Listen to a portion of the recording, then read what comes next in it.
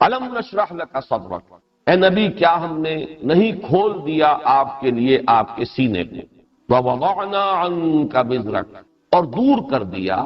آپ سے ہٹا دیا آپ کا وہ بوجھ جو آپ کی کمر کو توڑے دے رہا تھا، وہ بوجھ کہ جس کے تلے آپ کی کمر دوہری ہوئی جا رہی تھی۔ یہ مختلف محاورے ہیں اردو کے، جس میں ہم کبھی کہتے ہیں کمر دوہری ہوئی جا رہی ہے، کبھی ہم کہتے ہیں کمر ٹوٹی جا رہی ہے، اس صدمے نے تو میری کمر توڑ کر رکھ دی ہے، یہ بوجھ جو ہے یہ تو گویا کہ میرے کمر کو توڑ دینے کا سبب بن گیا ہے وغیرہ۔ تو یہ مختلف جو ہے اسلوب ہے، مختلف محاورے ہیں۔ تو وضعنا عنک وزرک الذی انقض ظہرک، اور ہم نے ہٹا دیا آپ سے، دور کر دیا آپ سے آپ کا وہ بوجھ جو آپ کی کمر کو توڑے دے رہا۔ ان آیات میں وہ سوال بہت نمایاں ہو کر آ گیا کہ وہ بوجھ کون سا تھا؟ انشراح صدر سے مراد کیا ہے؟ بوجھ بھی ایسا کہ جو بوجھ اس درجے شدید تھا کہ حضور کی کمر دوہری ہوئی جا رہی تھی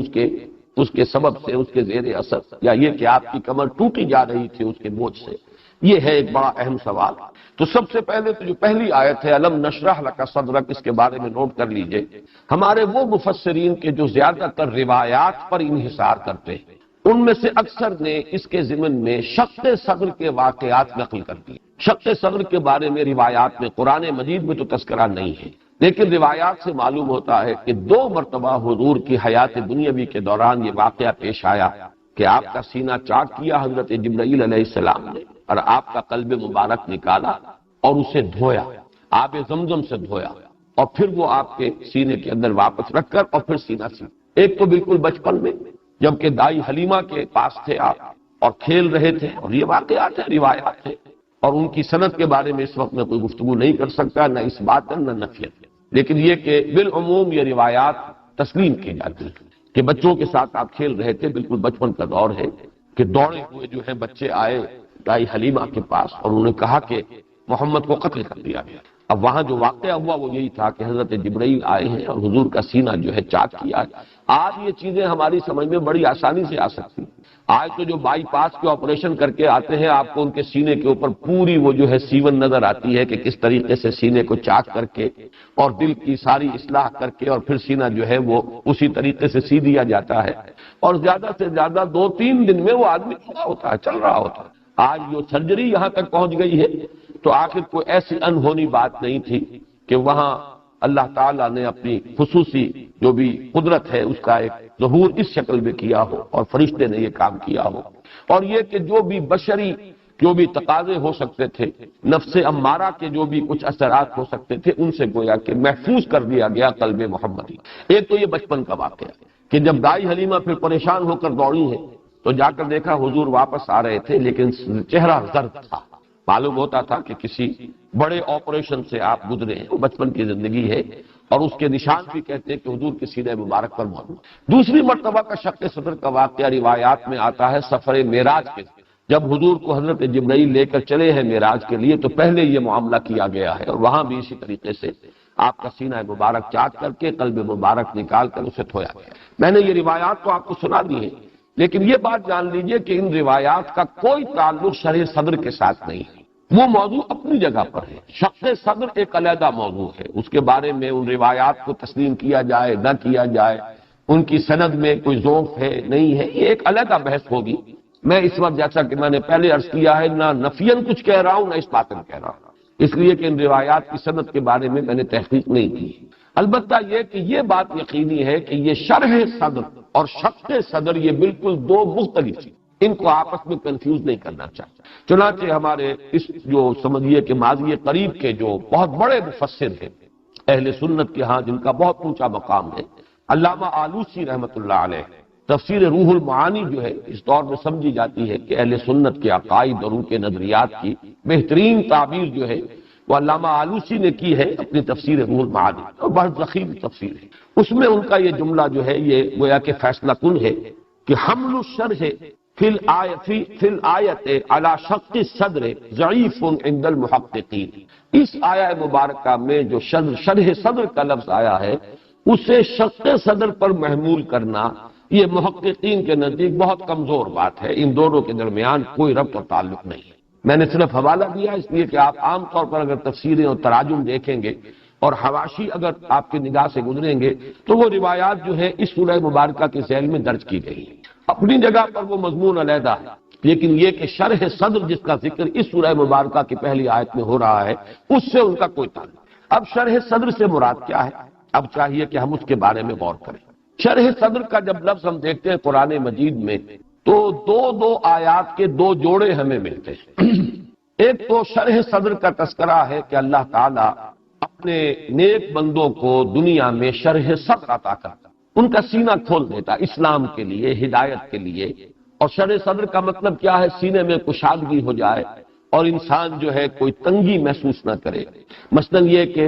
بہت سی باتیں جو ہیں اگر دین کی سمجھ میں نہیں آ رہی، آدمی مان تو رہا ہے سمجھ میں نہیں آ رہی، تو بھی ایک ضیق صدر کی سی کیفیت ہے۔ اور اگر انسان کو اس پر، جیسے کہ سورہ یوسف میں بیان فرمایا گیا کہ حضور سے کہا گیا کہ کہہ دیجئے قل ھذہ سبیلی ادعو الی اللہ علی بصیرۃ انا ومن اتبعنی، اگر انسان ایمان رکھتا ہو علی وجہ البصیرت، تو اب یہ گویا کہ شرح صدر کی ایک کیفیت ہوگی کہ دل کھلا ہوا ہے، ہر چیز کو انسان مان رہا ہے، وہ محض ڈوگمے کی حیثیت سے، عقیدے کی حیثیت سے مجبوراً نہیں مان رہا بلکہ علی وجہ البصیرت مان رہا ہے۔ یہ بھی ایک شرح صدر ہے۔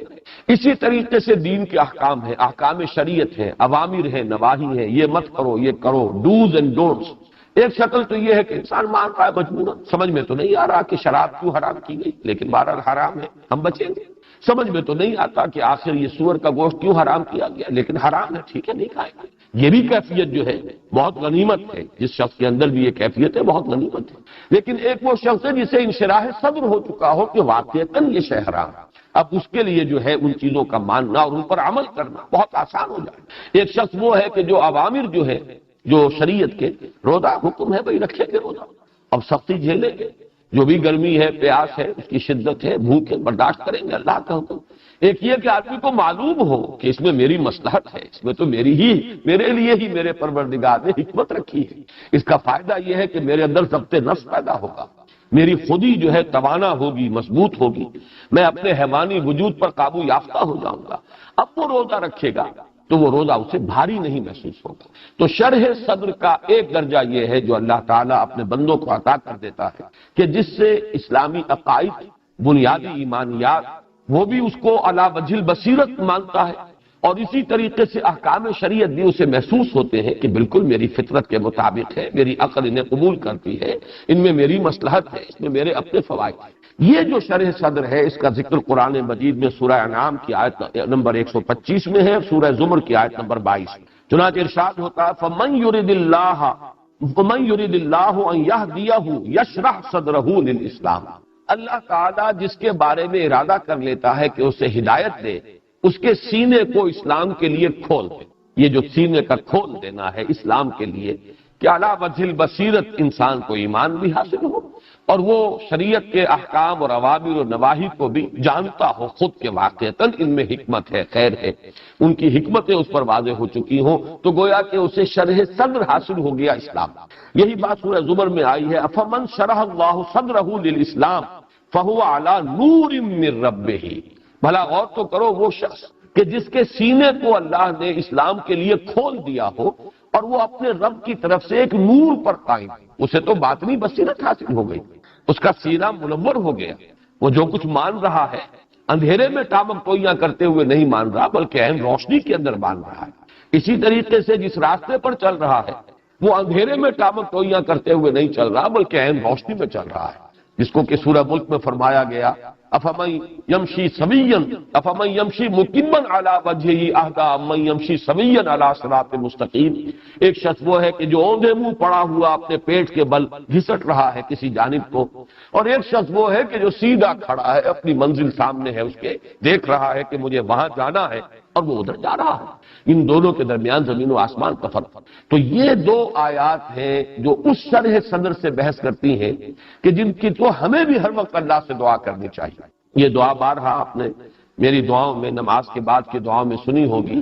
اللہم نور قلوبنا بالایمان واشرح صدورنا للاسلام، اے اللہ ہمارے دلوں کو نور ایمان سے منور فرما دے اور ہمارے سینوں کو اسلام کے لیے کھول دے۔ ایک شرح صدر یہ ہے، اور یہ جوڑا ہے آیتوں کا، سورہ انعام کی آیت نمبر 125، سورہ زمر کی آیت نمبر 22۔ دوسرا جوڑا وہ ہے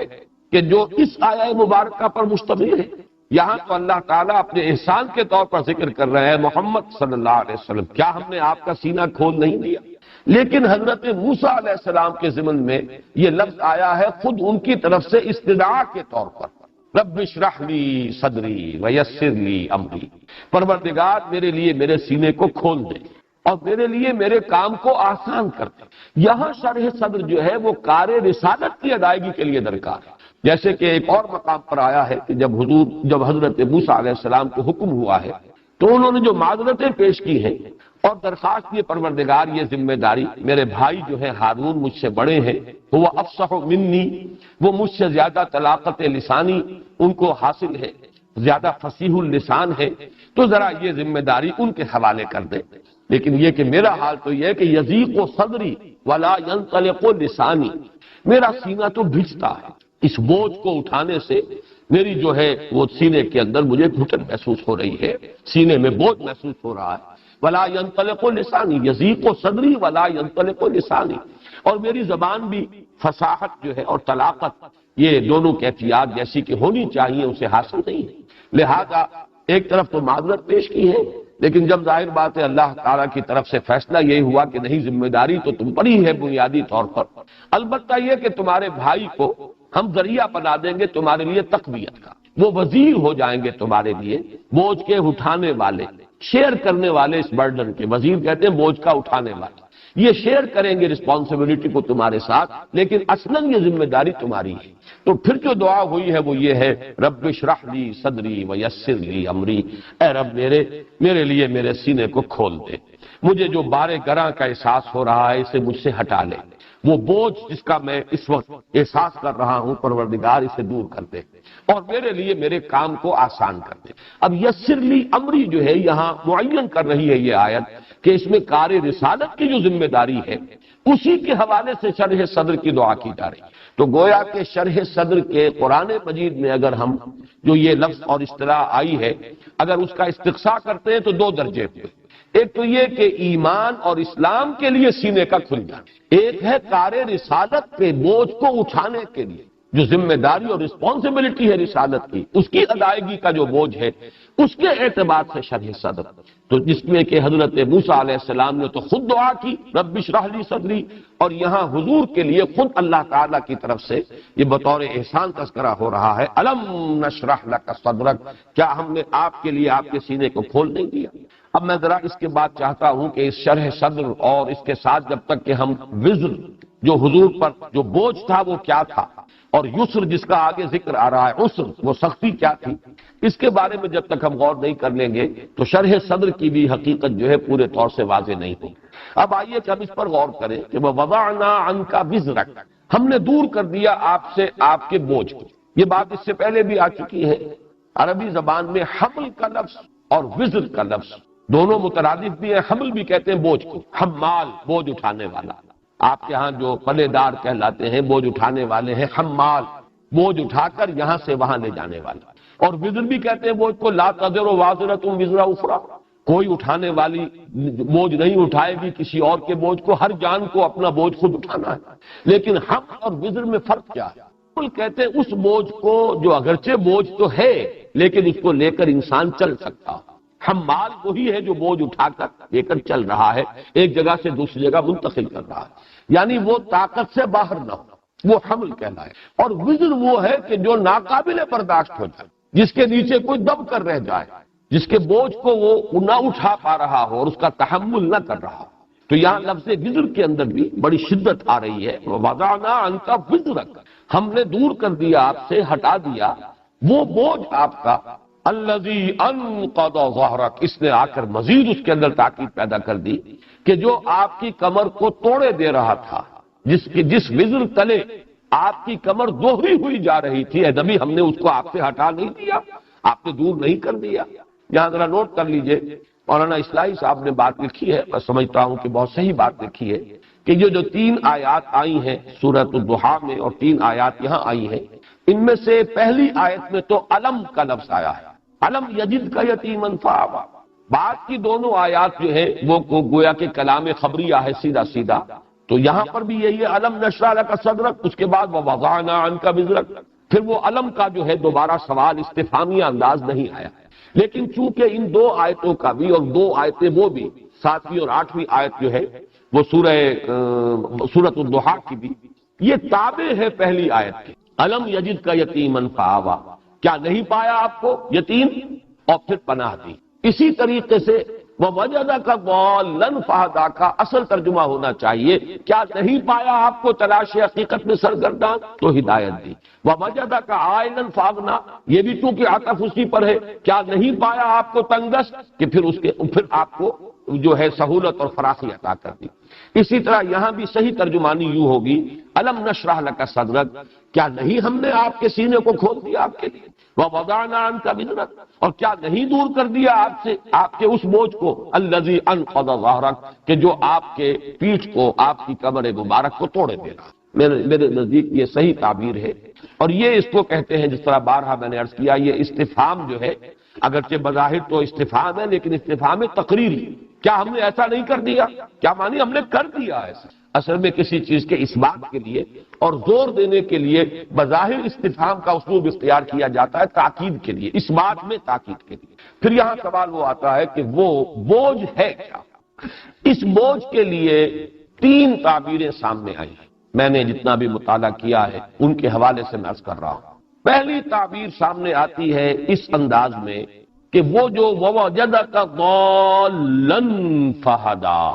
وہ جو دور آپ پر گزرا ہے تلاش حقیقت، جس کو میں کل تعبیر کر چکا ہوں کہ خرد کی گتھیاں سلجھانا، خرد کی گتھیاں سلجھا چکا میں. اب یہ ایک آیت میں یہاں اس کا بیان ہو گیا ہے، ہم بھی ایک جملے میں کہہ دیتے ہیں، لیکن یہ وہی شخص جانتا ہے جو ان منزلوں سے گزرا. یہ فلسفیانہ غور و فکر، تلاش حقیقت، اس کی سرگردانی، اس میں کیا کچھ انسان پر بیتتا ہے، کن کن مراحل سے وہ گزرتا ہے، کون کون سے مشکل جو ہے اس کے راستے میں مرحلے آتے ہیں، کن کن چڑھائیوں کو چڑھنا پڑتا ہے، تب کہیں جا کر ایک شخص صحیح بات تک پہنچتا ہے. تو یہ بھی ایک صعود ہے، فکری صعود، ایک چڑھائی ہے انسان کا ذہنی اور فکری سفر کہ جو بہت ہی مشقت طلب ہے. اور اس کے لیے میرا ذہن منتقل ہوا تھا کہ اگر تاریخ میں اس کا حوالہ آپ کو چاہیے تو میرے نزدیک اس کی بہترین تعبیر ہے گوتم بدھ کی زندگی. گوتم بدھ تلاش حقیقت ہی کے لیے نکلا تھا، کوئی کاروبار کرنے نہیں نکلا تھا، کوئی اور ایڈونچر جو ہے دنیا میں کسی اور وہ اپنی مہم جوئی پر نہیں نکلا تھا. At the prime of his youth, اس کی عمر 30 برس تھی. اس کپل وستو کا شہزادہ محل کو چھوڑا ہے، اس کی آسائشوں کو تج دیا، جوان بیوی کو سوتے ہوئے چھوڑ کر گیا ہے اور شیرخوار بچے کو چھوڑ کر گیا. یعنی زندگی کے اندر جن جن چیزوں سے انسان کو ہو سکتا ہے قلبی لگاؤ وہ سارے بندھن موجود تھے، لیکن نکلا ہے. کیوں نکلا ہے؟ وہ تلاش حقیقت. معلوم ہونا چاہیے یہ گتھی کیا ہے، جبکہ تجھ بن نہیں کوئی موجود، پھر یہ ہنگامہ اے خدا کیا ہے، یہ حقیقت کیا ہے. سروم دکھم، یہ کیوں کرب ہے، کیوں رنج ہے، کیوں غم ہے انسان کے لیے، کیوں دکھ ہے، کیوں کوئی اندھا پیدا کر دیا گیا ٹھوکریں کھا رہا ہے گر رہا ہے، کیوں کسی والدین کے سامنے ان کا پیارا اور نہایت ہی خوبصورت بچہ دم توڑ رہا ہے، وہ کچھ نہیں کر سکتے سوائے اس کے کہ پچھاڑے کھا رہی ہے ماں، لیکن یہ اور کچھ نہیں کر سکتے. یہ رنج اور غم کیوں ہے؟ آخر اس کا کوئی علاج ہے، اس کا مداوا ہے، کوئی سے رستگاری ہے تو کیا ہے؟ یہ ہے در حقیقت وہ سوال جو اس کے سامنے آیا. اور پھر جتنے سال ہا سال اس نے گزارے، جو جنگلوں کی خاک چھانی ہے اور ریگزار جو ہے نہ معلوم کتنے اس نے گزارے ہیں، کہاں کہاں دھونی رمائی ہے، کس کس منی اور رشی کے پاس جا کر ان کی جوتیاں سیدھی کی ہے یا ان کی خدمتیں کی ہیں، کہاں کہاں جا کر مراقبے کیے ہیں، کیسے کیسے اس نے جو ہے غور و فکر کے مراحل طے کیے. اس سے پوچھیے اس کی زندگی کا جو بھی نقشہ آتا ہے مہاتما گوتم بدھ کا، کپل وستو کا شہزادہ، تو اس سے اندازہ ہوگا کہ یہ کتنا مشکل اور کتنا کٹھن. یہ سفر جب کہ محمد الرسول اللہ صلی اللہ علیہ وسلم پر اگرچہ اس کی مدت کم ہے، لیکن یہ کہ کسی شے کی جو اس کا کوانٹیٹیو ایلیمنٹ ہے وہی فیصلہ کن نہیں ہوتا. تھوڑی مدت کے اندر بھی سخت ترین جو ہے اس کی شدت ہو سکتی ہے. جیسے کہ حضور صلی اللہ علیہ وسلم کی ایک حدیث میں آپ کو سنا رہا ہوں جو ابن عدی اور ابن عساکر اور ابو نعیم نے روایت کی حضرت انس سے رضی اللہ تعالی عنہ. اور وہ حدیث یہ ہے کہ ما اوذی احد ما مثل ما اوذیت، کسی کو بھی نوع انسانی میں کسی کو بھی اتنی ایذائیں نہیں جھیلنی پڑی جتنی کہ مجھے جھیلنی پڑی. جتنی تکلیفیں میں نے اٹھائی ہیں کسی نے نہیں اٹھائی. اب اس پر ایک اشکال وارد ہوتا ہے کہ حضرت نوح علیہ السلام نے 950 برس تک دعوت دی ہے اور مخالفتیں جھیلی ہیں، استہزاء برداشت کیا ہے، تمسخر برداشت کیا ہے۔ حضور صلی اللہ علیہ وسلم کی تو حیات طیبہ آغاز وحی سے لے کر اور آپ کے انتقال تک کل 22 برس، انہی میں آ گئی ساری سختیاں بھی آ گئی، انہی کے اندر آسانیاں بھی آ گئی، ان مع العسر یسرا، ان مع العسر یسرا، سارے مراحل اسے میں طے ہو گئے۔ اس طرح کی شدید پرسیکیوشن حضور کو نہیں جھیلنی پڑی، جیسے کہ اور دوسرے بعض انبیاء کو جھیلنی پڑی، انبیاء قتل کر دیے گئے، انبیاء جو ہیں جو بھی ان کے ساتھ جو جس قدر سختی حضرت یوسف علیہ السلام نے جھیلی ہے تو معلوم یہ ہوتا ہے کہ ایک ہے کسی مسئلے کا کوانٹیٹیو ایلیمنٹ اور ایک ہے اس کا کوالیٹیٹیو ایلیمنٹ۔ ہو سکتا ہے کہ تھوڑی یعنی مقدار میں کوئی شے ہو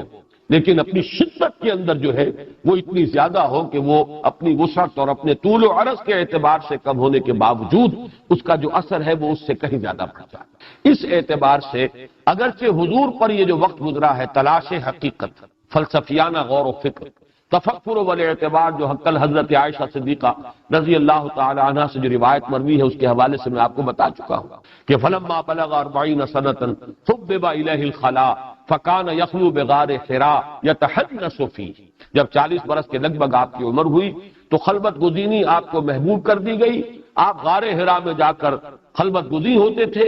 اور وہاں پر آپ عبادت کرتے تھے۔ اب عبادت کیا ہے اس کے بارے میں شارحین حدیث کا کہنا ہے کان صفت و تعبدہ فی غار حراء التفکر والاعتبار، غور و فکر کی وادیاں ہیں جو آپ نے طے کی ہیں اور اسی کے اندر جو ہے وہ سرگردانی کی کیفیت ہے۔ ووجدک ضالا فہدی۔ اسی طرح میں ایک مثال دے دوں، ہمیشہ میں دیا کرتا ہوں جب بھی گوتم بدھ کی مثال آئے، ایک میں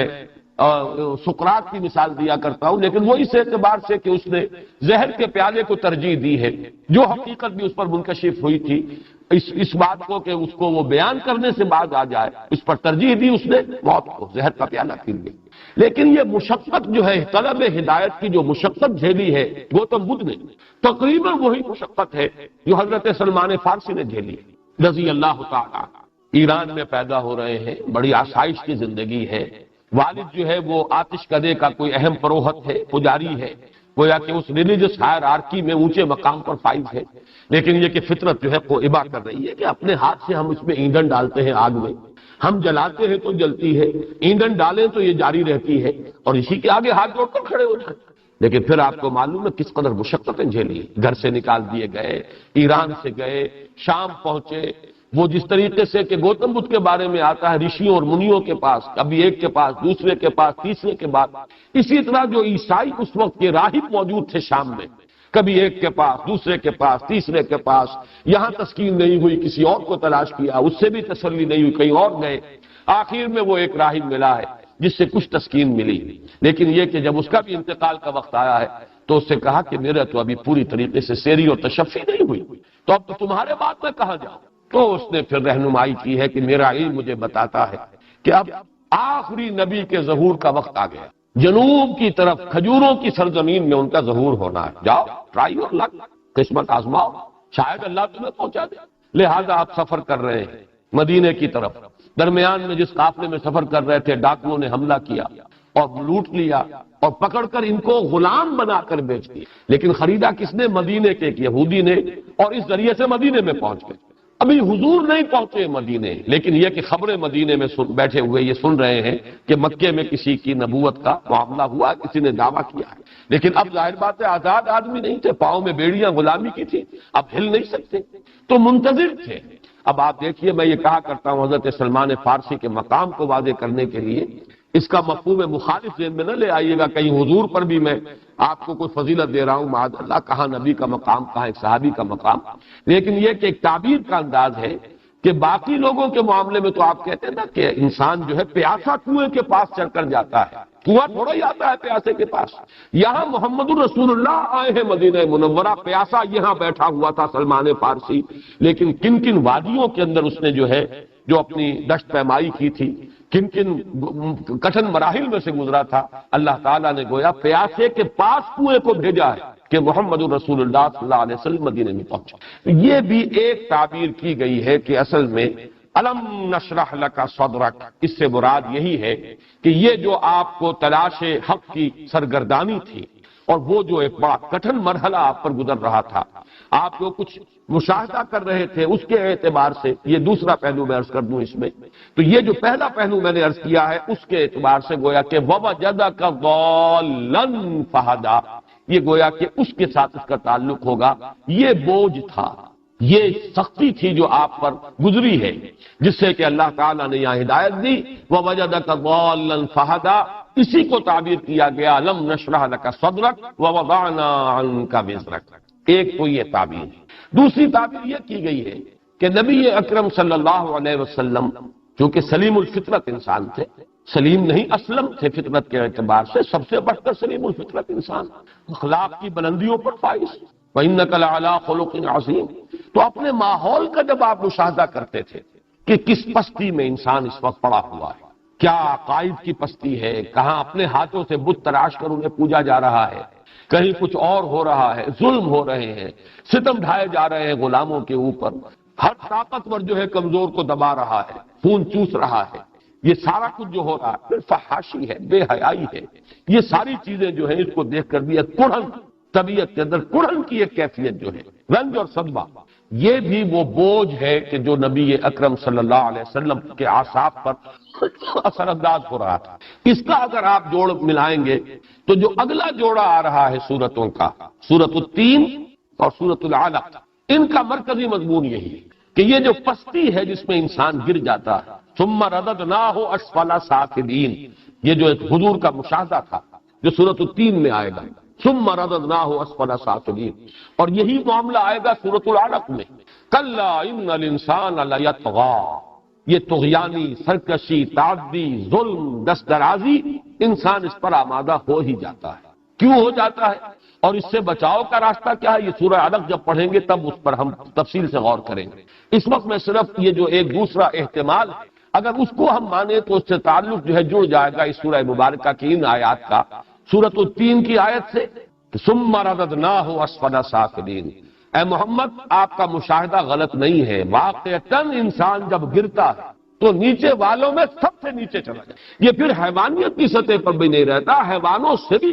اس میں درندگی آتی ہے تو یہ بھیڑیے کو مات کر دیتا ہے، اس میں شہوت پرستی آتی ہے تو یہ سور سے آگے نکل جاتا ہے، اس میں اگر کہیں ہرس آتی ہے تو بندروں کو پیچھے چھوڑ جاتا ہے، اس میں کینہ آتا ہے تو اونٹ کا کینہ، شتر کینہ تو کچھ بھی نہیں ہے جو کینہ جو ہے انسان کے اندر آتا ہے، اس میں حسد کی آگ بھڑکتی ہے تو کوئی بھی شاید حیوانات میں سے نہ ہو جس میں وہ حسد ہو جو اس میں، تو واقعہ یہ ہے جیسے کہ دوسری جگہ پر فرمایا گیا اولئک کالانعام بل هم اضل، یہ چوپایوں کے اور حیوانوں کے مانند نہ بلکہ ان سے بھی گئے گئے، تو یہ مشاہدہ آپ کا غلط نہیں ہے، لیکن اس تصویر کا دوسرا رخ بھی ہے، وہ دوسرا رخ ہے جو سورۃ التین میں آئے گا۔ اسی طرح ظلم، زیادتی، یہ جو آپ کا مشاہدہ صحیح ہے، ان الانسان لیطغی، یہ بات آپ کا مشاہدے کے درجے میں، یہ بات غلط نہیں ہے، البتہ کیوں ہے اور اس سے رستگاری کیا ہے، اس سے کیسے انسان جو ہے نجات پا سکتا، یہ سورہ علق میں آئے گا، تو یہ گویا کہ دوسرا احتمال ہے۔ اب تیسرا احتمال، اور یہ کافی قوی احتمال ہے میرے نزدیک، کہ در حقیقت سورۃ الضحیٰ کے ساتھ جو تعلق ہے سورۃ الانشراح کا، اگر ان کو دونوں صورتوں کو بیک وقت رکھا جائے تو وہ جو قلق آپ کو تھا فطرت وحی کی وجہ سے، جو آپ پر وہ آج کل کی اصطلاح کے اعتبار سے قبض کی کیفیت، صوفیہ کی اصطلاح میں، اور یوں سمجھیے کہ ایک نوع کی ڈپریشن کی کیفیت تھی کہ جو آپ پر طاری ہو گئی تھی، جس میں یہاں تک کی شدت بھی تھی کہ آپ اپنے آپ کو پہاڑ سے نیچے گرا دینے کے بارے میں سوچتے تھے، یہاں تک بھی کیفیت ہوئی آپ کا اعصابی اضمحلال اس درجے کو پہنچ گیا کہ آپ مسلسل کئی رات اٹھ نہ سکے تہجد کے لیے، درحالے کہ حکم تھا قم اللیل الا قلیلا نصفہ او انقص منہ قلیلا اور زد علیہ ورتل القرآن ترتیلا، اور پھر یہ کہ آپ کا وہ صدمہ اس اعتبار سے، اور یہ گمان، اس قصد و ہزار بدگمانی کہ شاید میرے رب نے مجھے چھوڑ دیا ہے، شاید اس کی عنایتیں میرے شامل حال کی نہیں، تو یہ جو قبض ہے اس سے جب بست ہوا، وہی ہے جو تعبیر کیا جا رہا ہے الم نشرح لک صدرک ووضعنا عنک وزرک الذی انقض ظہرک۔ تو میں کل بھی بیان کر چکا ہوں قاضی ثناء اللہ پانی پتی رحمۃ اللہ علیہ کے حوالے سے کہ انہوں نے فرمایا ہے کہ جب بھی کسی انسان کو قبض کی کیفیت سے سابقہ ہو، جب یہ اندر سے جیسے طبیعت رک گئی ہو، جیسے کچھ بددلی کی سی کیفیت ہو، جیسے کچھ مایوسی کا سا انداز ہو، جیسے کوئی ہمت جواب دے رہی ہو، اگر قبض کی کیفیت ہو تو اس کیفیت میں اس کا مداوع، اس کا علاج کرنے کے لیے سورۃ الضحیٰ اکسیر کا درجہ رکھتی ہے، اس کی بڑی تاثیر، اور اس میں میں اضافہ کر رہا ہوں آج کہ میرا اپنا یہ ذوق ہے، میرا اپنا یہ معمول ہے، یہ سائیکل آتے ہیں مجھ پر بھی، یہ کبھی ایک انشراح کی سی کیفیت، کبھی انقباض کی سی کیفیت، کبھی مایوسی کی سی کیفیت. میں نے بار عرض کیا ہے کہ کبھی حالت یہ طاری ہو جاتی ہے کہ پاکستان کے مستقبل سے بالکل مایوسی محسوس ہوتا ہے، شاید ہم تباہی کے بالکل کنارے، گڑھے کے کنارے تک پہنچ اور کوئی راستہ بچاؤ کا ہے. جس درجے پستی میں یہ معاشرہ ہمارا گر چکا ہے اور جس درجے جو ہے کیوس ہمارے ہاں موجود. لیکن پھر کبھی ایسا ہوتا ہے کہ امید کچھ بننے لگتی ہے، کچھ حالات میں کوئی روشنی کی کرن نظر آتی ہے، یا وہ چیزیں جو ماضی کے حوالے سے میں کہا کرتا ہوں 400 برس کی تاریخ، یہ جو اشارے ہیں، پھر توجہ ان کی طرف زیادہ منعطف ہو جاتی ہے. تو اصل میں یہ تبدیلی داخلی ہوتی ہے، خارج کے اثرات اس پر نہیں ہوتے. انسان کی داخلی کیفیت کے اندر یہ یوں سمجھیے کہ ایک ابھار اور یا ایک جو ہے نیچے اور گراوٹ کی کیفیت، یہ جو کیفیات ہے یہ داخلی، اس میں جو ہے اپ اینڈ ڈاؤن آتا ہے. اس میں میرا یہ معمول ہے کہ جب بھی یہ کیفیت ہوتی ہے، ویسے بھی یہ بھی میں عرض کر رہا ہوں میرے معمولات میں سے ہے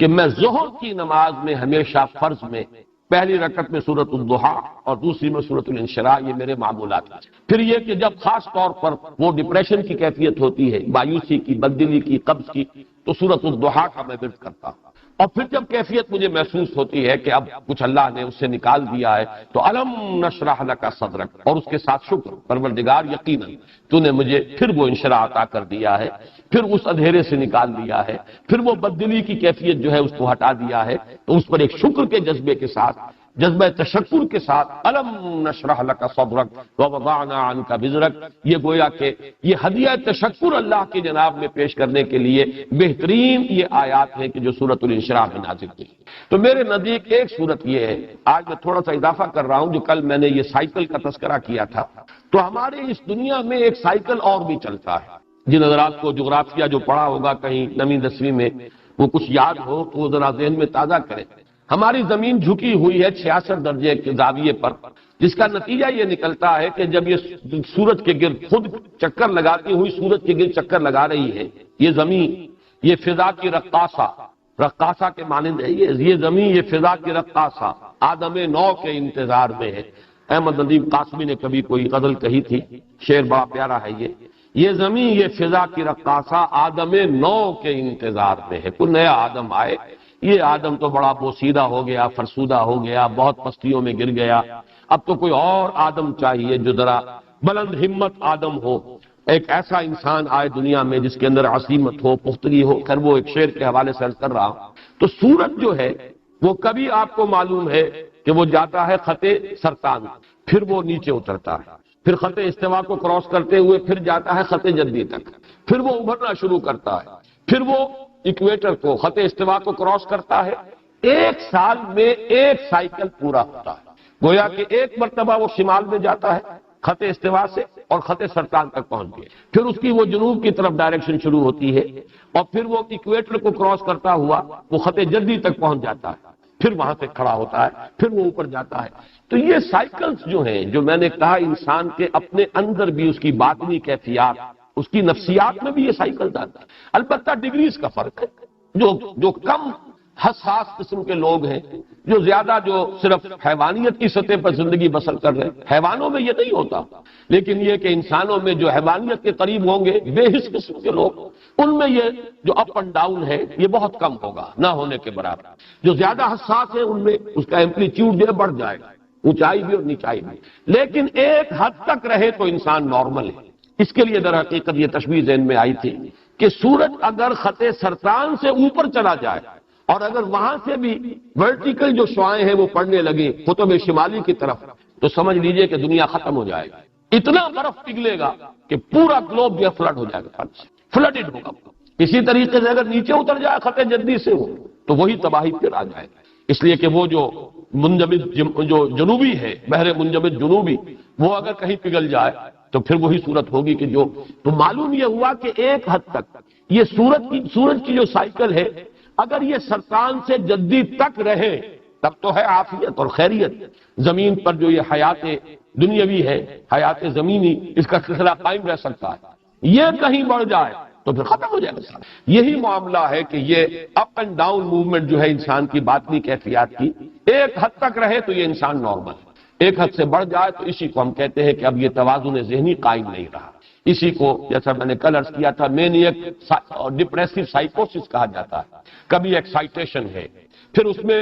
ایک طرح سے فوکس ہو جاتا ہے کسی بات کا، آدمی کو دھن سوار ہو جاتی ہے، بس اسی میں وہ لگ جاتا ہے اور پوری قوتیں، حرکت، محنت، بھاگ دوڑ، معلوم ہوتا ہے جیسے کہ اس کے جسم میں کبھی کوئی عارضہ تھا ہی نہیں۔ جب ڈپریشن میں آتا ہے تو معلوم ہوتا ہے جان ہی نہیں ہے، اس کے اندر ہمت ہی نہیں ہے، بیٹھا ہوا ہے، بلکہ اس ڈپریشن کی کیفیت کے اندر جو ہے سوسائڈ کی ٹینڈنسی ہوتی ہے بالعموم۔ تو یہ کیفیات جو ہیں، جب نبی اکرم صلی اللہ علیہ وسلم اس قبض سے نکلے جس قبض میں وہ آیات نازل ہوئیں وَالضُّحَىٰ وَاللَّيْلِ إِذَا سَجَىٰ مَا وَدَّعَكَ رَبُّكَ وَمَا قَلَىٰ،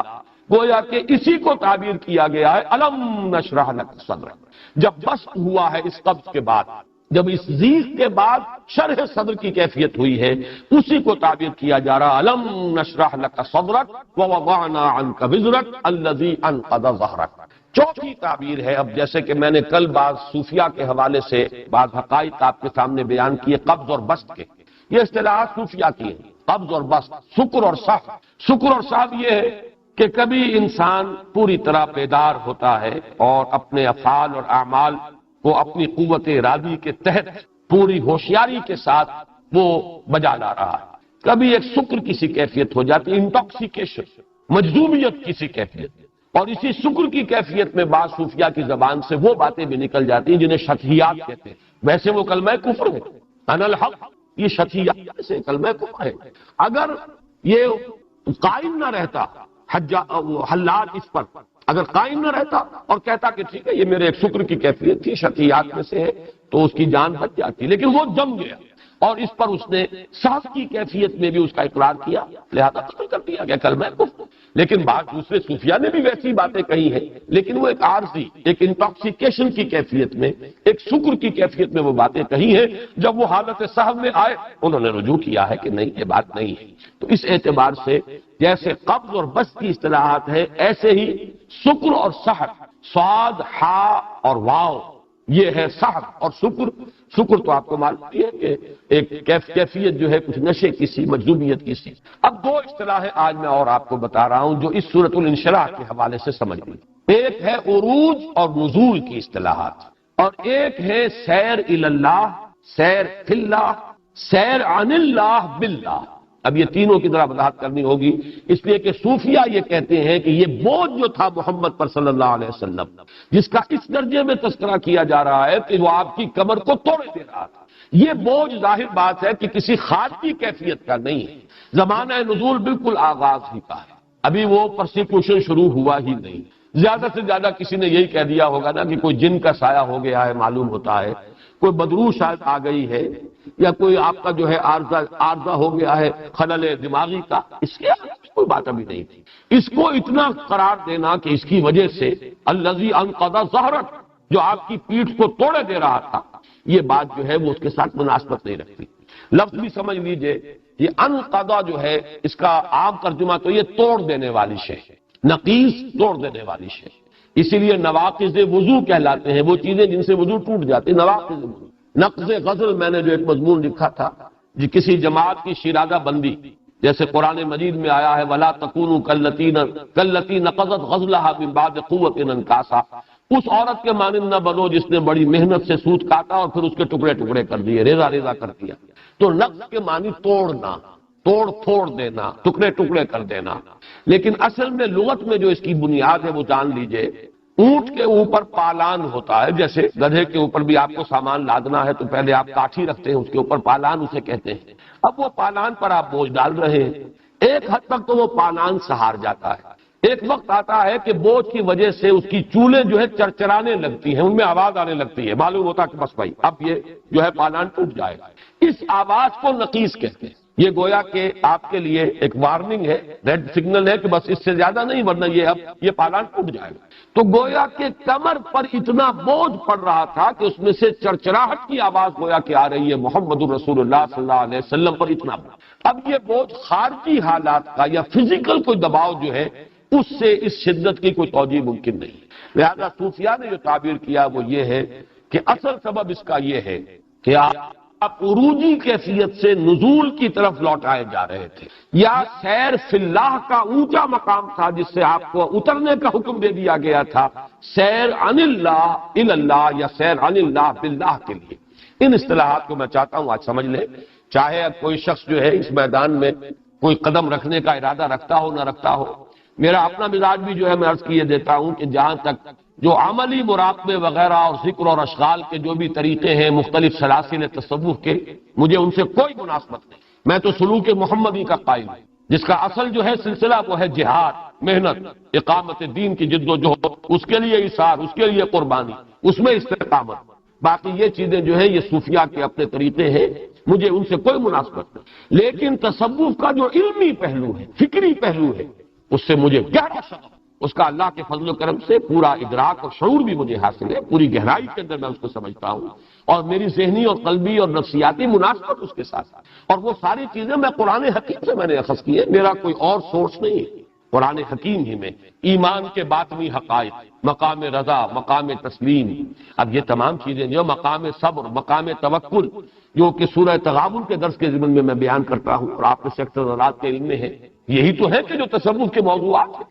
اسی طریقے سے یہ جو کیفیات باطنیہ ہیں، جیسا کہ میں نے پہلے بھی عرض کیا تھا، میرے نزدیک سب سے بڑے ماہرین علم نفس جو ہے وہ ہمارے صوفیاء ہیں۔ انسان کی باطنی کیفیات میں جو اتار چڑھاؤ آتا ہے، جو تغیر و تبدل آتا ہے، اس کا جتنا گہرا شعور و ادراک مسلمان صوفیاء کو حاصل رہا ہے اور کسی کو حاصل نہیں۔ اس اعتبار سے میں یہ چاہتا ہوں کہ ان چیزوں سے ضرور ذہنی مناسبت آپ حضرات کو بھی پیدا ہو اور ان کو سمجھیں، تاکہ وہ بہت جو ذہنی ہے وہ ختم ہو جائے۔ عملی طور پر معاملہ جو ہے وہ ایک الگ معاملہ ہے، کوئی اگر اس راستے پر جائے تو میں اسے حرام نہیں کہتا، یہ ہے کہ میری اپنی مناسبت اس کے ساتھ نہیں ہے، اسی لیے میں نے کسی سے بیعت نہیں کی۔ لیکن یہ کہ جہاں تک یہ حقائق ہیں باطنی نفسیاتی حقائق اور دوسری طرف فلسفیانہ حقائق، پھر وہ ایمان کے جو باطنی ثمرات ہیں ان کا معاملہ یہ میں قرآن مجید کے حوالے سے جانتا ہوں، اور میرا اس کے ساتھ قلبی مناسبت ہے، طبی مناسبت ہے، ذہنی مناسبت، اس لیے میں یہ آج اصطلاحات آپ کو بتا رہا ہوں۔ دیکھیے، عروج اور سیر الی اللہ یہ دونوں ہم معنی الفاظ ہیں۔ ایک شخص اللہ کا قرب حاصل کر رہا ہے، ذہناً، قلباً، عملاً، تقرب الی اللہ، جس کے لیے ایک تقریر میں نے کی تھی کبھی ہمارے سالانہ اجتماع تنظیم اسلامی کے، اور اس حدیث کے حوالے سے تقرب الی اللہ کے دو مراتب ہیں، ایک ہے تقرب بالفرائض، ایک ہے تقرب بالنوافل۔ غور و فکر، سوچ بچار، یہ فکری ایک انداز ہے اللہ کی طرف انسان بڑھ رہا ہے۔ من اتی اللہ بقلب سلیم، جو اللہ کے قریب آ رہا ہے، قرب حاصل کر رہا ہے، اس کو آپ کہیں گے عروجی کیفیت ہے، اوپر جا رہا ہے انسان، اس عالم خاکی سے بلند ہو رہا ہے، اس حیوانی سطح سے ترفع حاصل کر رہا ہے، ذہناً، قلباً، روحاً، وہ گویا کہ بازار سے گزرا ہوں، خریدار نہیں ہوں، رہتا اس دنیا میں لیکن حقیقت میں اس دنیا میں نہیں رہتا، اس سے بلند تر زندگی گزارتا ہے۔ یہ وہ شخص ہے کہ جس کے بارے میں وہ شعر پھر میرے ذہن میں آ گیا کہ مومن کی یہ پہچان کہ گم اس میں ہے آفاق، اور کافر کی یہ پہچان کہ آفاق میں گم۔ یہ سیر الی اللہ، اللہ کی طرف بڑھ رہا ہے انسان، تقرب، وہ یہ تقرب جو ہے یہ کوئی فزیکل نہیں ہوتا کہ آپ یہاں سے 2 میل اوپر ہو گئے تو اللہ سے قریب تر ہو گئے، یا اگر 1000 میل اوپر خلا میں چلے گئے تو اللہ سے اور قریب تر ہو گئے، یہ فزیکل ایلیمنٹ نہیں ہے، یہ نفسیاتی اور قلبی اور روحانی کیفیات ہے تقرب کے مراحل، اس کو آپ عروج بھی کہیں گے۔ اور سیر الی اللہ، پھر ایک درجہ آتا ہے، چونکہ سیر میں میں نے 3 لفظ استعمال کیے، سیر الی اللہ، سیر فی اللہ، اور پھر سیر عن اللہ باللہ یا الی اللہ، یہ میں بعد میں بیان کروں گا۔ لیکن عروج اور نزول ان کے درمیان کوئی وقفہ نہیں، لیکن یہ کہ جو درمیانی وقفہ ہے اس کو سمجھیے سیر فی اللہ۔ سیر فی اللہ کیا ہے؟ اللہ کی معرفت حاصل ہو گئی، اب اللہ کے ساتھ ذہنی، قلبی، روحانی رشتہ استوار ہے، اب آدمی نہیں چاہتا کہ اس رشتے کے اندر کہیں کوئی خلل واقع ہو، کوئی دنیاوی مصروفیت حائل ہو جائے، کوئی توجہ کسی اور طرف منعطف ہو جائے۔ یہ تو ظاہر بات ہے کہ انہی کو اندازہ ہو سکتا ہے کہ جن کو اس کی کوئی کیفیت و چاشنی کبھی میسر آئی، اس میں کیا لذت۔ اب دیکھیے، ایک حدیث میں آپ کو سنا رہا ہوں، ویسے تو یہ کہ وہ حدیث تو بہت عام ہے، لی مع اللہ وقت، میرا اللہ کے ساتھ ایک خاص وقت بھی ہوتا ہے۔ اب ہم کیا سمجھیں گے وہ خاص وقت کون سا ہوتا ہے اور اس کی کیفیات کیا ہوتی ہے؟ یا جیسے آپ نے فرمایا ابھی تو عند ربی، یطعمنی و یسقینی، میں تو رات بسر کرتا ہوں اپنے رب کے پاس، وہ مجھے کھلاتا ہے پلاتا ہے۔ یعنی جب حضور صلی اللہ علیہ وسلم سے بعض صحابہ نے عرض کیا کہ حضور آپ صوم وصال رکھتے ہیں، صوم وصال یہ ہے کہ آج آپ نے روزہ رکھا، افطار نہیں کیا، پوری رات میں روزہ چل رہا ہے، اگلے دن بھی روزہ جاری رہا، 2 دن کا صوم وصال ہو گیا، اگلے دن بھی آپ نے افطار نہیں کیا، پھر وہ رات اور اگلے دن تک جا رہا، 3 دن کا صوم وصال۔ حضور صوم وصال رکھتے تھے، لیکن صحابہ کو آپ نے روک دیا، منع کر دی۔ تو صحابہ نے عرض کیا حضور آپ خود تو صوم وصال رکھتے ہیں، ہمیں منع کرتے ہیں۔ آپ نے فرمایا ایکم مثلی، تم میں سے کون ہے مجھ جیسا؟ ابھی تو عند ربی، میں تو اپنے رب کے پاس رات بسر کرتا ہوں، وہ مجھے کھلاتا ہے پلاتا ہے، تم میری مثال نہیں بن سکتے، تم اس طریقے سے میری نقل نہیں کر سکتے۔ اب یہ کیا رات کا بسر کرنا ہے، ہم کیا دیں گے؟ لیکن اس کو سمجھ لیجئے، میں نے یہ اچھا ہوا کہ یہ احادیث سامنے آ گئی تاکہ جو حضرات ذرا وہ زیادہ مزاج جو ہے جن کا وہ روایات کے ساتھ اور وہ اس پر زیادہ وابستگی کے ساتھ جمنا چاہتے ہیں، نئی اصطلاحات سے طبیعت جو ہے ان کی اوپر آتی ہے، تو سیر فی اللہ تو شاید ان کے لیے قابل قبول نہ ہو کہ اصطلاح ہے صوفیاء کی، لیکن یہ کیا ہے؟ مبیت عند رب، رات رب کے پاس بسر ہو رہی ہے، یہی ہے جسے صوفیاء کہتے ہیں سیر فی اللہ، اللہ کے ساتھ وہ قرب، وہ لو لگی ہوئی، وہ تار قائم ہے، وہ رشتہ برقرار ہے،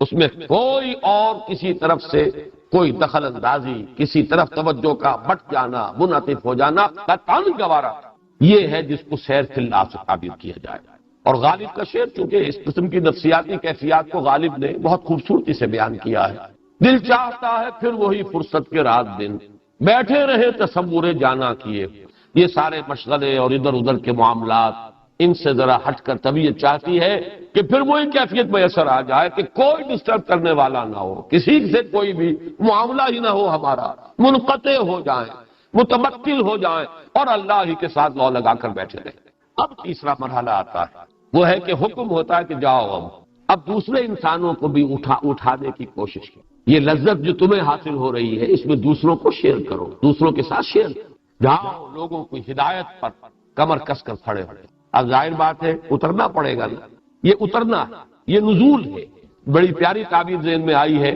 وہ جو ہم کلامی تھی کوہ طور کی، اس سے نیچے اترے نا، اذهب الى فرعون انه طغى، جاؤ فرعون کے پاس، اب وہاں جاؤ، اس کے بڑے تلخ جملے بھی سنو، اس کا یہ قول بھی سنو، انی لاظنک یا موسیٰ مسحورا، اے موسیٰ میرا خیال ہے تم پر کوئی جادو کا اثر ہو گیا، کسی نے تم پر کوئی جادو کر دیا، سنو کڑوے کسیلے جملے سنو، تکلیفیں جھیلو، برداشت کرو، کوئی پاگل کہہ جائے گا، کوئی مجنون کہہ جائے گا، کوئی شاعر کہے گا، کوئی ساحر کہے گا، یا ایھا الساحر، حضرت موسیٰ کو خطاب کیا جا رہا ہے، یا ایھا الساحر، جادوگر، ذرا جو تمہارا کچھ معاملہ ہے تمہارے رب کے ساتھ تو ذرا اس کے حوالے سے ہماری یہ مصیبت دور کر دو۔ درخواست نہیں کر رہے ہیں کہ ہماری مصیبت دور کروا دو دعا کر کے، لیکن کہہ رہے ہیں یا ایھا الساحر۔ اب آخر ظاہر بات ہے جو کل میں نے آیت آپ کو سنائی تھی وہ سورہ ہجر کی آیت ہے کہ وَلَقَدْ نَعْلَمُ أَنَّكَ يَضِيقُ صَدْرُكَ بِمَا يَقُولُونَ، ہمیں خوب معلوم ہے آپ کا سینہ بھیجتا ہے ان باتوں سے کہ جو یہ کر رہے ہیں، جو باتیں آپ کو سننی پڑ رہی ہیں، ساحر کہہ دیا، مسحور کہہ دیا، کذاب کہہ دیا، شاعر کہہ دیا، جو چاہتے ہیں۔ اب یہ ہے سیر عن اللہ، لیکن باللہ اصل میں تو بات نہیں، تعلق منقطع نہیں ہوتا، تعلق تو رہتا ہے، البتہ اس کی وہ شدت تو اب نہیں رہی نا، وہ بیٹھے رہے تصور جانا کیے ہوئے، وہ کیفیت تو اب نہیں ہے۔ اب تو جا رہے ہیں، جلے کٹے فقرے سن رہے ہیں، تانے سن رہے ہیں، استہزاء ہو رہا ہے، تمسخر ہو رہا ہے، طبیعت پر ملال کی کیفیت ہے، گھر میں آ رہے ہیں تو حضرت خدیجہ دلجوئی کر رہی ہیں، آپ کی ہمت بنا رہی ہیں، کبھی اللہ تعالیٰ کی طرف سے آیات نازل ہو رہی ہیں، اے نبی صبر کرو، جھیلو، برداشت کرو، فاصبر لحکم ربک ولا تکن کصاحب الحوت، دیکھنا کہیں حضرت یونس کی طرح کہیں جلدی نہ کر بیٹھنا، بلکہ صبر کرو اپنے رب کے فیصلے کا، اس کے انتظار۔ یہ ہے اصل میں عروج اور نزول کی کیفیت، یہ نزولی کیفیت یا سیر عن اللہ، چاہے وہ باللہ بھی ہے اور الی اللہ بھی ہے، اس حالت میں بھی تعلق منقطع نہیں ہوتا،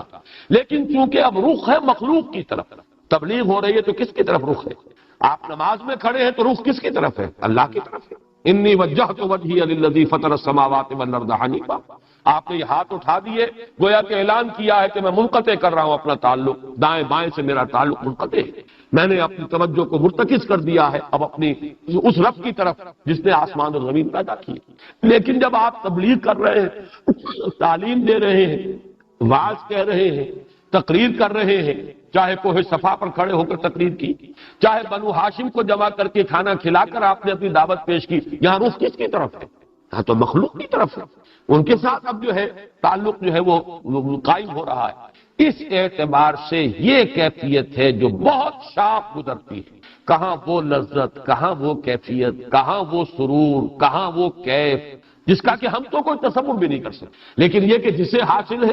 لذت ای بادہ نہ دانی بخدا تا نہ چشی، جس کو کوئی ایک بھی رمق اس کی میسر آئی ہو وہ جان سکتا ہے کہ رسول کے قلب پر یہ بات کتنی بھاری گزرتی ہے، کجا وہ کیفیت اور کجا یہ کیفیت۔ یہ ہے اصل میں شاخ گزرنے والی بات۔ اسی کے حوالے سے اصل میں نوٹ کر لیجئے، ہمارے صوفیہ میں سے شیخ عبد القدوس گنگوہی رحمۃ اللہ علیہ کے دو اقوال ہیں، ایک کو تو علامہ اقبال نے بھی اپنے لیکچرز میں کوٹ کیا ہے، پہلے بھی بارہا آپ کو سنایا ہے، لیکن اس سے یہ فرق واضح ہوگا۔ علامہ اقبال نے اصطلاحات استعمال کی ہیں مسٹک ایکسپیرینس اور پروفیٹک ایکسپیرینس۔ ایک ہے صوفی، وہ صوفی تو لو لگا کر بیٹھ جاتا ہے اور اپنی اس کیفیت میں کوئی وہ نہیں چاہتا کہ کسی طرح کا بھی کوئی خلل آئے، جبکہ رسول کا کام کیا ہے؟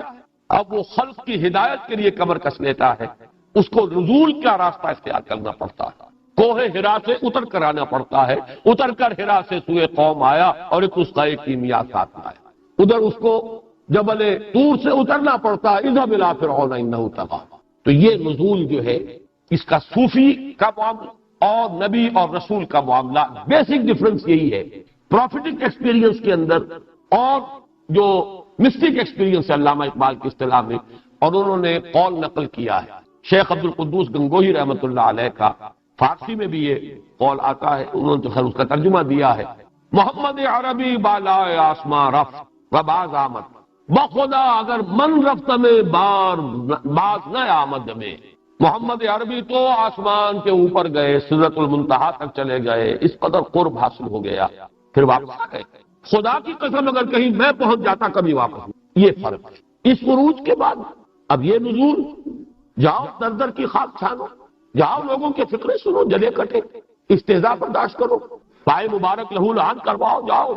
طائف کی وادی میں۔ کہاں وہ سرور، کہاں وہ کیف، کہاں اس کی لذت، کہاں یہ معاملہ۔ لیکن بات مشن ہے، حکم ہے، یہی آپ کی ذمہ داری ہے، جھیلنا ہے، لیکن آغاز میں بہت شاخ گزرنے والی بات۔ اسی کا شیخ عبد القدوس گنگوہی رحمۃ اللہ علیہ کا ایک واقعہ آتا ہے کہ ایک روز وہ اپنی خانقاہ میں، اور ظاہر بات ہے خانقاہ مساجد ہی ہوتی تھی، مسجدوں ہی کے ساتھ خانقاہ ہوتی تھی، بیٹھے ہوئے تھے، مراقبہ تھا، لو لگی ہوئی تھی، ادھر سے اقامت کی آواز آ گئی، قد قامت الصلاۃ قد قامت الصلاۃ۔ ظاہر بات ہے کہ اپنے مراقبے سے نکل کر اور آنا، صف میں کھڑا ہونا، لیکن طبیعت پر ایک جھنجھلاہٹ طاری ہوئی، حضوری سے نکال کر دربانی میں کھڑا کر دیا۔ یہ ہے اصل میں ان کی کیفیت کو، وہ کیفیت حضوری کی تھی، اللہ کے اور ان کے قلب یا روح جو بشری ہے ان کی، اس کے درمیان کوئی فصل نہیں تھا، کوئی بود نہیں تھا، نہایت قرب، اتصال بے تکیف بے قیاس، حق رب الناس رابا جان ناس، یہ کیفیت حاصل تھی بالفعل۔ اب یہاں کھڑے ہونا پڑا ہے،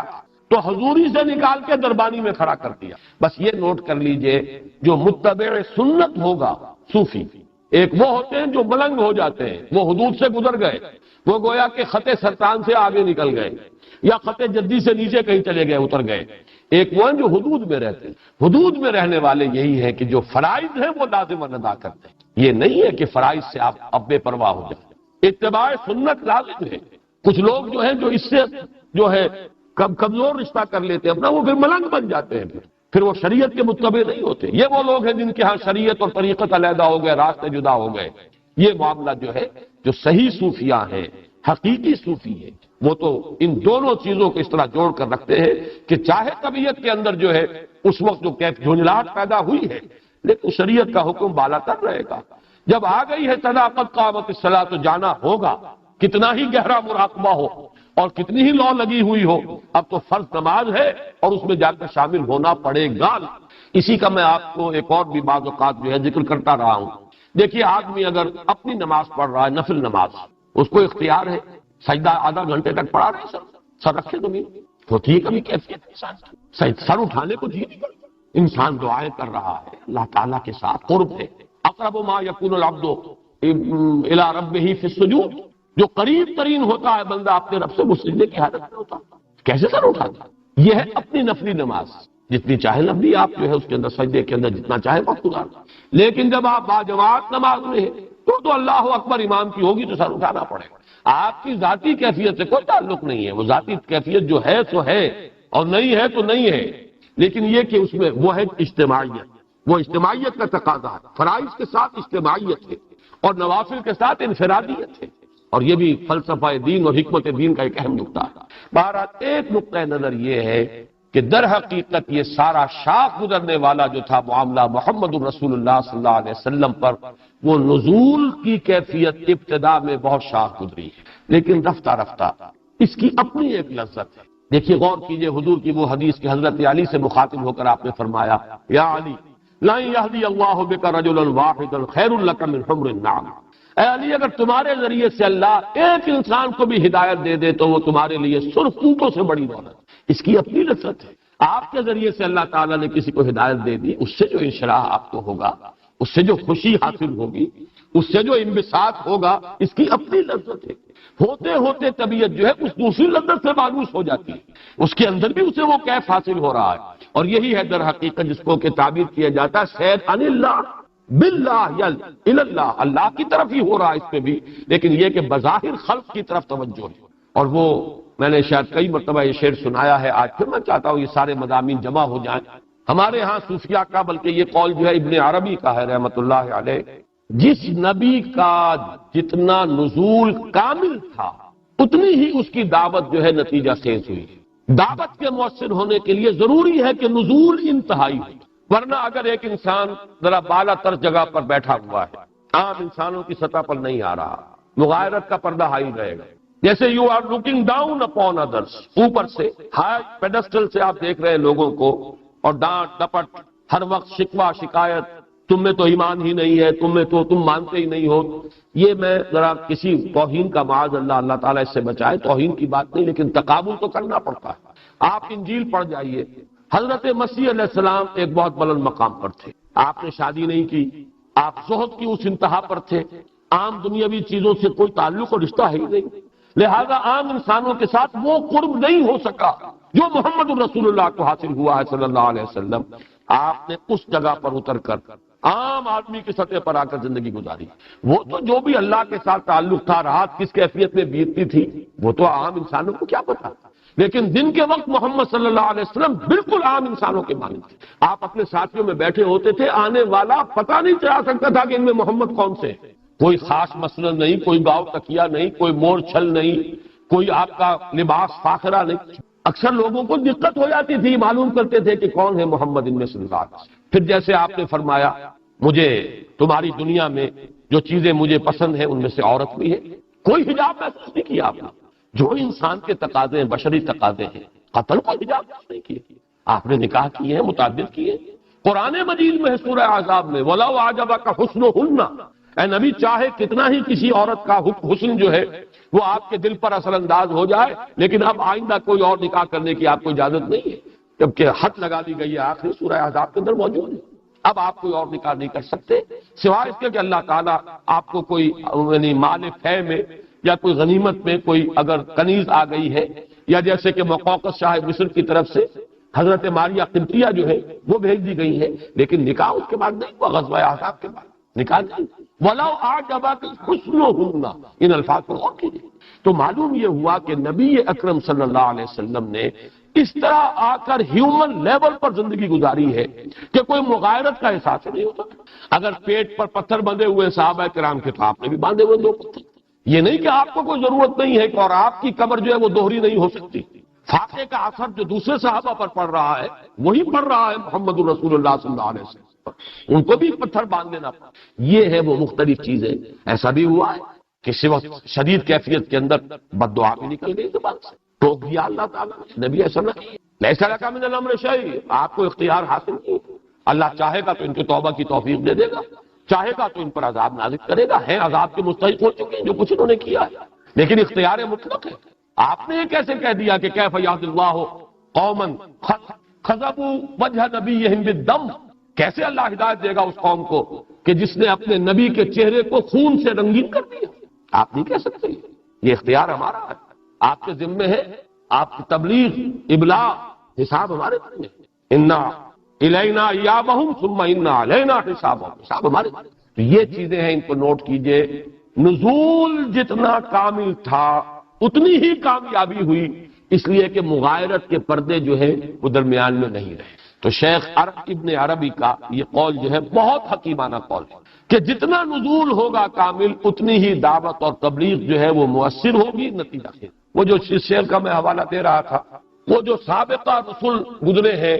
جن کا ذکر قرآن مجید میں بار بار آتا ہے، حضرت نوح علیہ السلام، حضرت ہود، حضرت صالح، ان کا معاملہ کیا ہوا؟ دعوت دی، قوموں نے رد کر دیا، قوموں پر عذاب آیا، ختم ہو گئی نسیم منسیہ، چند لوگ جو ایمان لائے بچا لیے گئے۔ ایک یہ ہے اور ایک یہ ہے وہ دعوت، وہ تبلیغ، اس طرح اپنے آپ کو گھلا دینا جیسے کہ محمد رسول اللہ نے گھلایا صلی اللہ علیہ وسلم، اور اللہ تعالیٰ نے پھر نتیجہ یہ دکھایا ہے کہ ایک پوری قوم کو اٹھایا ہے۔ کہاں سے اٹھایا، کہاں پہنچایا، کن پستیوں سے اٹھایا، کن بلندیوں تک پہنچایا، کس رفعت تک پہنچا دیا اس معاشرے کو، اس قوم کو۔ تو وہ شعر مجھے کبھی کبھی یاد آتا ہے، اگرچہ اس کو اس معنی میں نہ لیجیے گا کہ اس میں کوئی تان کا پہلو ہے سابقہ رسولوں کے لیے کہ نشہ پلا کے گرانا تو سب کو آتا ہے، مزہ تو تب ہے کہ گردوں کو تھام لے ساتھی۔ یہ گرے ہوئوں کو اٹھانا جو ہے یہ ہے کام، اور اس کام کی اپنی لذت ہے۔ جب آپ کی طبیعت کے اندر اس سے انس پیدا ہو گیا، آپ مانوس ہو گئے، اس نئی لذت کے آشنا ہو گئے، تو اب وہ قلق جو ہے وہ رفع ہو گیا۔ الم نشرح لك صدرك ووضعنا عنك وزرك الذي انقض ظهرك۔ یہ ہے عروج اور نزول کا فلسفہ، یہ ہے سیر الی اللہ، سیر فی اللہ، سیر عن اللہ الی اللہ، یا سیر عن اللہ باللہ۔ ان کے حوالے سے اس سورہ مبارکہ کی کے پس منظر میں جو آپ کا جو وہ قلق کی کیفیت ہے، جو شدت ہے، وہ بوجھ جو باطنی اور جو آپ کی نفسیاتی جو احساسات کے اندر کیفیت ہے، جس کو تعبیر کیا جا رہا ہے کہ وہ آپ کی کمر توڑے دے رہا تھا، ہم نے اسے دور کر دیا، یعنی آپ کی طبیعت میں مانوسیت پیدا کر دی۔ اپنے اس فرض منصبی کی ادائیگی میں اب آپ کو ایک دوسری روحانی لذت حاصل ہو رہی ہے۔ جس کو بھی آپ نے اٹھا لیا، جس کو بھی اس پستی سے اوپر اٹھایا، جس چیز کو بھی گندگی سے نکالا اور پاک و صاف کر دیا، اس سے جو انشراح، جو انبساط، اس سے جو خوشی، اس سے جو مسرت حاصل ہوتی ہے، یہ گویا کہ اب قائم مقام بن رہی ہے۔ وہ تھوڑی سی کمی کہ جو آپ کا وہ جو تعلق تھا اللہ کے ساتھ ایک براہ راست اور مستقل بیٹھے رہے تصور جانا کیے ہوئے، اس میں اگر کوئی کمی آئی ہے تو اس حوالے سے ہم نے آپ کی جو سختی تھی اس کو آپ پر آسان وَرَفَعْنَا لَكَ ذِكْرَكَ، اور ہم نے آپ کے لیے بلند کر دیا آپ کے ذکر کو۔ اس کا تعلق میں نے جوڑا تھا ابھی جو میں نے باتیں عرض کی تھی سورۃ الضحیٰ کی 2 آیات، کیونکہ وہاں 11 آیتیں ہیں، یہاں 8 آیتیں، ظاہر بات ہے کہیں نہ کہیں تو کوئی کمی ہوگی، 3 کی جگہ تو 3 آ گئی یہاں۔ الم یجدک یتیما فآویٰ ووجدک ضالا فہدیٰ ووجدک عائلا فاغنیٰ، الم نشرح لک صدرک ووضعنا عنک وزرک الذی انقض ظہرک۔ یہ 3 اس کے مقابلے میں یہ 3 بالکل برابر۔ البتہ یہ آیت جو ہے رفعنا لک ذکرک، یہ در حقیقت مقابل میں ہے ان 2 آیتوں کے، وَلَلْآخِرَةُ خَيْرٌ لَكَ مِنَ الْأُولَىٰ وَلَسَوْفَ يُعْطِيكَ رَبُّكَ فَتَرْضَىٰ۔ فرق کیا ہے؟ یہاں صیغہ ماضی کا ہے، وہاں مستقبل کا ہے، وَلَسَوْفَ يُعْطِيكَ رَبُّكَ فَتَرْضَىٰ، یہاں ماضی کا ہے۔ لیکن ماضی سے لازم یہ نہیں ہوتا کہ زمانہ ماضی مراد ہو، بلکہ فعل ماضی عربی زبان میں آتا ہے کسی چیز کی حتمی اور یقینی ہونے کے معنی، جیسے احوال آخرت قرآن مجید میں آئے ہیں فعل ماضی میں،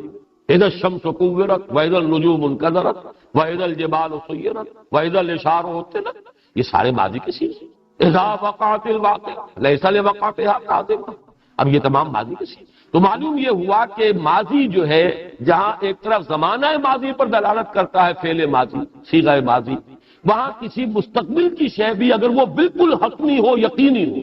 تو وہ بھی فعل ماضی میں آتا ہے۔ اس معنی میں یہ در حقیقت ماضی کی بات مستقبل ہی کے حوالے سے بیان کی جا رہی ہے۔ اس وقت تک جب تک یہ آیات نازل نہیں ہوئی تھی، جس وقت تک یہ آیات نازل ہوئی، ابھی وہ رفع ذکر جو ہے، جو عالم ہے ظاہری، اس میں یہ نہیں ہوا۔ عالم باطنی میں، عالم ارواح میں تو اول روز سے ہے۔ حضور کی روح منور جو ہے، روح پر نور، وہ ظاہر بات ہے کہ اول روز سے، جیسے کہ ایک حدیث موجود ہے ترمذی میں کہ سوال کیا گیا آپ سے، متى وجبت لك النبوۃ یا رسول اللہ، اے اللہ کے رسول آپ کو نبوت کب ملی؟ آپ نے فرمایا والآدم بین الماء والطین، ابھی آدم کا جو ہے وہ ابھی خمیر ہی اٹھ رہا تھا اور پانی اور مٹی جو ہے اس کو گوندھ کر گارا بنایا جا رہا تھا، تب بھی میں نبی تھا۔ مراد کیا ہے؟ عالم ارواح۔ عالم ارواح میں جو بھی تھا اپنی امتیازی شان کے ساتھ تھا۔ آدم کی روح بھی محمد الرسول اللہ کی روح بھی تھی، لیکن جسد آدم ابھی وجود میں نہیں آیا۔ جسد محمدی آدم کے بھی 10,000 برس بعد یا 8,000 برس بعد میں آئے گا، لیکن روح تو موجود تھی۔ آدم کی بھی روح تھی، میری بھی اور آپ کی بھی، اور روح تھی محمد کی بھی صلی اللہ علیہ وسلم۔ اور ظاہر بات ہے جو امتیازی شان ہے حضور کی روح کی، آپ اسی کے ساتھ اس وقت بھی موجود۔ اس اعتبار سے میں کہہ رہا ہوں کہ عالم غیر مرئی یا عالم ارواح میں وہاں تو حضور کا ذکر پہلے ہی سے بلند ہے۔ رفعنا لک ذکرک، اس اعتبار سے فعل ماضی جو ہے وہ صحیح بھی اس پر منطبق ہو جائے گا، لیکن عالم واقعہ، عالم ظاہر میں یہ بعد میں ہوا ہے۔ گویا کہ اس کو ایک پیشن گوئی کے طور پر یہاں بیان کیا جا رہا ہے، نبی آپ کا ذکر ہم بہت بلند کرتے ہیں۔ اپنے نام کے ساتھ نفی کر لیا نام محمد کا صلی اللہ علیہ وسلم۔ جو شخص بھی کہے گا لا الہ الا اللہ، لازماً کہے گا محمد الرسول اللہ صلی اللہ علیہ وسلم۔ یہ ذکر، یہ رفعت ذکر جو ہے حضور کو جو عطا ہوئی ہے، تو یہ در حقیقت اس کی طرف اشارہ ہے۔ ورفعنا لک صدرک، ورفعنا لک ذکرک، اور اس کا تعلق وَلَلْآخِرَةُ خَيْرٌ لَكَ مِنَ الْأُولَىٰ وَلَسَوْفَ يُعْطِيكَ رَبُّكَ فَتَرْضَىٰ۔ اور یہی پر نوٹ کر لیجئے، جو اسلوب ہے رفعنا لک ذکرک، وہی اسلوب ہے پوری سورۃ الکوثر کا۔ اِنَّا أَعْطَيْنَاكَ الْكَوْثَرَ فَصَلِّ لِرَبِّكَ وَانْحَرْ إِنَّ شَانِئَكَ هُوَ الْأَبْتَرُ۔ یہ انداز بالکل وَرَفَعْنَا لَكَ ذِكْرَكَ إِنَّا أَعْطَيْنَاكَ الْكَوْثَرَ، یہ دونوں جو ہے بالکل اسلوب کے اعتبار سے ہم بدن آیا ہے۔ فَإِنَّ مَعَ الْعُسْرِ يُسْرًا إِنَّ مَعَ الْعُسْرِ يُسْرًا، تو یقیناً سختی کے ساتھ ہی آسانی ہے، یقیناً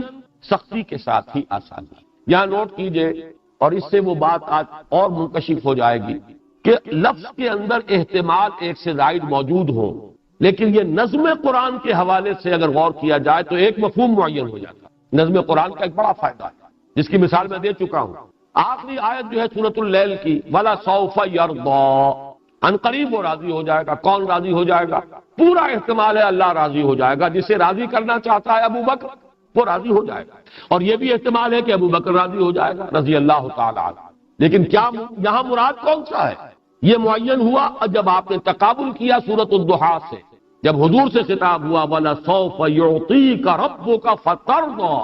یہاں پر راضی ہونے والے کون ہیں؟ اللہ نہیں، محمد صلی اللہ علیہ وسلم۔ یہاں قطعیت کے ساتھ بات آ گئی کہ مراد کون ہے؟ راضی ہو جائیں گے آپ اے محمد صلی اللہ علیہ وسلم۔ اور یہ مقام نبوت ہے، وہ مقام صدیقیت ہے، سورہ صدیقی ہے، لہذا وہاں تعین کے ساتھ ہم کہہ سکتے ہیں کہ مراد ہے یقیناً وہ راضی ہو جائے گا، یعنی ابو بکر راضی کر دیے جائیں گے، وہ راضی ہو جائیں گے۔ دو احتمال تھے لیکن ایک معین ہو گیا نظم کے حوالے سے، جب کمپیریٹو سٹڈی آپ نے کی سورۃ اللیل کی سورۃ الضحیٰ کے ساتھ۔ اسی طرح یہاں پر نوٹ کیجئے، عام طور پر عربی زبان میں عسر اور یسر کا تعلق ہے مالی تنگ حالی اور مالی فراخی سے۔ عسر کہتے ہیں تنگی کو، فقر ہے، فاقہ ہے، کھانے کو کم ہے، تنگ دستی ہے، یہ عسر۔ اور یسر کا لفظ عام طور پر آتا ہے فراخی ہے، رزق کی، ہر چیز جو ہے فراوانی کے ساتھ موجود ہے، مرفع الحال ہے، انسان خوشحال ہے۔ لیکن یہ کہ یہاں اس معنی میں نہیں آیا، اس کا فیصلہ کیسے کریں؟ اس لیے کہ میں نے عرض کیا تھا کہ یہ جو 12 صورتیں ہیں، چار صورتوں کے یہ 4 گروپ جو آئے ہیں، ان میں آخری جو شروع کی تھی پریزائڈنگ پوزیشن میں وہ سورۃ الاعلیٰ، اس میں جو فرمایا گیا تھا وَنُيَسِّرُكَ لِلْيُسْرَىٰ، اب ظاہر بات ہے کہ یہاں پہ یسر سے مراد یہ فراخی جو ہے مالی فراخی نہیں ہے، اور الیسرا وہ سب سے بڑی آسانی۔ آگے چل کر وہ مضمون زیادہ کھلا پچھلی صورت میں، سورۃ اللیل میں، فَأَمَّا مَنْ أَعْطَىٰ وَاتَّقَىٰ وَصَدَّقَ بِالْحُسْنَىٰ فَسَنُيَسِّرُهُ لِلْيُسْرَىٰ وَأَمَّا مَنْ بَخِلَ وَاسْتَغْنَىٰ وَكَذَّبَ بِالْحُسْنَىٰ فَسَنُيَسِّرُهُ لِلْعُسْرَىٰ۔ اب اس سلسلے میں جب یہ الفاظ آئے تو اس سے مراد عسر اور یسر یہ گویا کہ عام ہیں، سختی، مشکل، آسانی، نرمی، اسی میں طبعاً آ جائے گا فراخی بھی اور تنگ دستی بھی، لیکن محض فراخی اور تنگ دستی یہاں مراد نہیں ہے، بلکہ اس سلسلہ سور کا جو مضمون چلا آ رہا ہے اس کے حوالے سے مراد آسانی، چاہے وہ داخلی مشکل ہو، اندر کا قلق ہو، ہم ہو، غم ہو، حزن ہو، چاہے وہ ظاہری ایک کرب کی کیفیت ہے، تکلیف ہے، انسان کو کوئی جسمانی جو ہے اذیت پہنچ رہی ہے، یہ سب کو سمجھ آ جائے، جیسے کہ صحابہ کرام نے سختیاں جھیلی، جیسے کہ خود حضور نے بعد کے دور میں سختیاں جھیلی، فقر و فاقہ بھی آپ پر آیا ہے۔ 3 برس جو ہے شیب بنی ہاشم میں جو آپ محصوری کی عالم میں رہے ہیں خاندان بنی ہاشم کے ساتھ، تو فقر اور فاقے کی شدید ترین کیفیت آپ پر آئی ہے اور پورے خاندان بنی ہاشم پر آئی ہے، وہ ساری چیزیں، لیکن یہ کہ یہاں اصل میں یہ عسر اور یسر وہ اس داخلی کیفیات کے ساتھ، یہ سختی تو ضرور ہے اے محمد آپ پر، آپ کو اس عروج سے نزول کی طرف جو اترنا پڑ رہا ہے، آپ کو یہ سیر فی اللہ سے ذرا ہٹ کر سیر عن اللہ باللہ کی کیفیت کی طرف جو لوٹایا جا رہا ہے، یہ سختی ہے، لیکن اس سختی کے ساتھ آسانی، وہ آسانی میں بیان کر چکا۔ جب آپ اپنی اس دعوت کے نتیجے دیکھیں گے، جب اس کے ثمرات سامنے آئیں گے، کون کس پستی سے ابھرا ہے اور کہاں جا پہنچا ہے۔ ابو ذر غفاری ڈاکو تھا اور کہاں پہنچا ہے، جس کے بارے میں حضور خود فرماتے ہیں کہ من کان یسرہ ان ینظر الی زہد عیسیٰ فلینظر الی صاحب ابی ذر، اگر کسی شخص کو اس بات سے خوشی حاصل ہو کہ وہ حضرت عیسیٰ کا زہد اپنی آنکھوں سے دیکھ لے تو میرے اس دوست اور میرے اس ساتھی ابو ذر کو دیکھ لے۔ بلندی میں وہاں پہنچا دیا، کس نے پہنچایا؟ محمد الرسول اللہ صلی اللہ علیہ وسلم۔ تو آپ کو انشراح صدر اس سے حاصل نہیں ہوتا ہو، اس سے کتنی خوشی اور مسرت حاصل ہوتی ہوگی۔ اللہ نے مجھے ذریعہ بنایا، میرے ذریعے سے کس کو کہاں سے کہاں تک پہنچا دیا۔ جب حضرت علی سے حضور فرما رہے ہیں لا یہدی اللہ بک رجلا واحدا خیر لک من حمر النعم، تو حضور کے ذریعے سے تو پھر جہاں جہاں تک خیر پہنچا ہے، ان مع العسر یسرا، ان مع العسر یسرا، یقیناً اے نبی کسی ایک پہلو سے سختی جھیلنی پڑتی، تبھی کوئی آسانی کی بات، کوئی نرمی کی بات، کوئی سہولت کی بات، کوئی انشراح صدر کی کیفیت، وہ جو میں نے کل آپ کو سنایا تھا غالب کا مصرع، رکتی ہے میری تباہ تو ہوتی ہے رواں، اور جو ذرا سی کہیں بندش آتی ہے جب کھلتی ہے تو پھر اس کے اندر ایک نئی روانی ہوتی ہے، نیا جوش، نئی فراوانی کی کیفیت۔ ان مع العسر یسرا، ان مع العسر یسرا۔ اب آخری حصہ رہ گیا 2 آیات پر مشتمل، یہ ہے سورۃ الضحیٰ کی آخری 3 آیات کے مقابل۔ فاما، وہاں تھا فاما الیتیم فلا تقہر واما السائل فلا تنہر واما بنعمت ربک فحدث، اور اس میں نے عرض کیا تھا کہ حضور کے مقام و مرتبے سے مناسبت رکھنے والی تو واقعتاً صرف آخری آیت ہے، ورنہ پہلی دونوں چیزیں تو تحصیل حاصل، حضور اس مقام پر پہلے سے فائز تھے، وہ شفقت خلق پر، وہ لوگوں کی ہمدردی، وہ لوگوں کی خدمت میں ہم تن لگے رہنا پہلے سے تھا۔ اما الیتیم فلا تقہر واما السائل فلا تنہر، یہ دونوں چیزیں تو حضور صلی اللہ علیہ وسلم کے مزاج میں بتمام و کمال پہلے سے موجود تھیں، لیکن یہ کہ یہ ہماری ہدایت و رہنمائی کے لیے وہاں پر یہ چیزیں بھی آ گئیں، جیسے سورہ مدثر کی آیات 4، 5، 6، وہ جو میں نے آپ کو کل بھی حوالہ دیا تھا۔ البتہ ایک آیت وَأَمَّا بِنِعْمَةِ رَبِّكَ فَحَدِّثْ، جو آپ پر احسان ہوا ہے، جیسے کہ سورہ بنی اسرائیل میں فرمایا ان فضلہ کان علیک کبیرا، اے نبی آپ پر اللہ کا فضل بہت بڑا ہوا، تو جتنا بڑا فضل ہوا ہے